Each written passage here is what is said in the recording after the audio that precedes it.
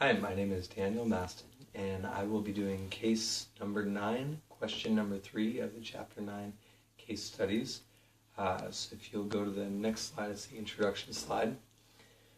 We're specifically looking at question number 3, which is, as an arbitrator, how would I rule and why?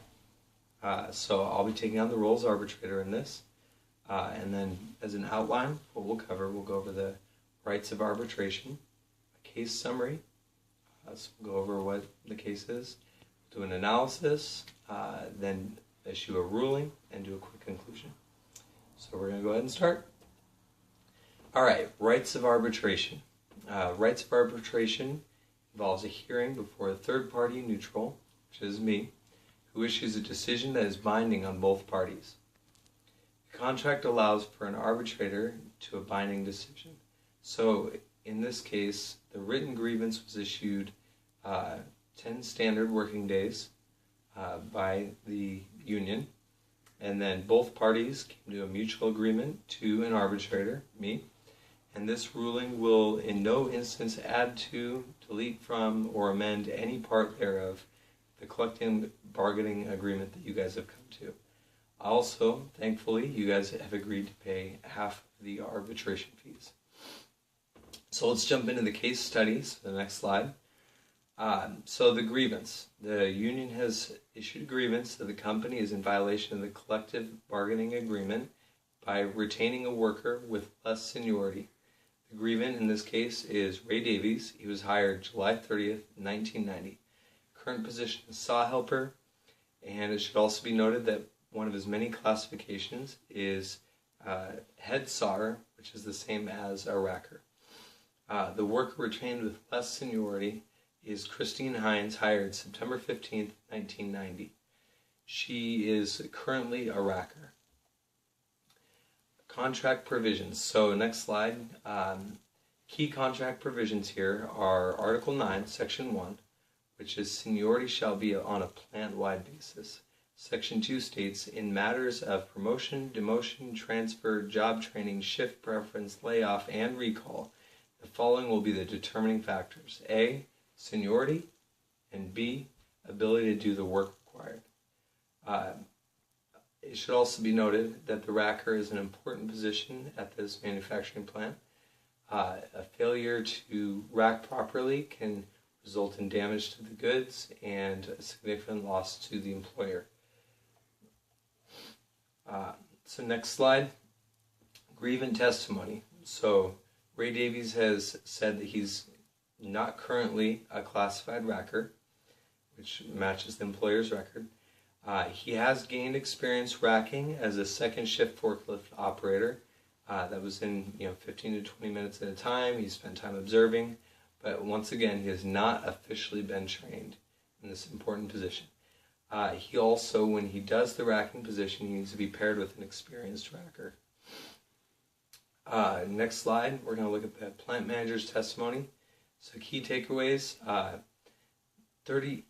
Davies will need about 30 days of training to be an efficient racker. He also, until then, would not be able to be with a new racker. It's also been made clear by the plant manager that Davies is capable of any job in the plant, and he also told us that 4 gentlemen bumped into the racker position. One of them learned the job by filling in during their lunch break, so they had no formal training. Next slide, we're going to look at some analysis of what we have here. So contractual language, Article 9, Section 2A and B make it very clear that seniority and ability to do the work should be the only considerations for layoffs. In this case, we look at the intent of that. Seniority is the critical issue that this manufacturer looks at.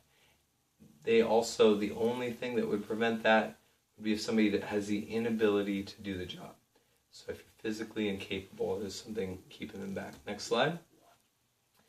So further analysis, past practices. As the plant manager said, you have someone who bumped into the position who was not formally trained. Also historically, with bumping, in the industry, arbitrators have ruled on about a 50-50 basis, so there's no clear thing that we can look at. And then as a historical precedent, there are several. The most interesting is back when in Philadelphia, when the public transportation industry was segregated, when they desegregated that, African Americans were allowed to bump into promotions as driving buses and subway cars. So let's go to the next slide. We're going to make a ruling that the company has been found in violation of the collective bargaining agreement. Davies, you will be recalled immediately to the company, and you can bump into the position of racker if you choose. Davies must receive back pay going back to December 3rd from the company, and we're making this decision once again because the collective bargaining agreement is clear that the number one thing that should be looked at is seniority. So let's go to the next slide. So in conclusion, long-term considerations, ramifications.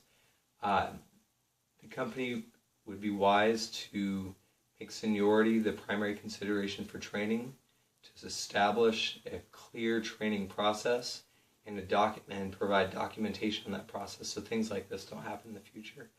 Also should be noted there's no arbitration clause in your collective bargaining agreement, so this decision is final and that's it. There's no appeal from here. Thank you everyone for coming, and I hope we can do business in the future.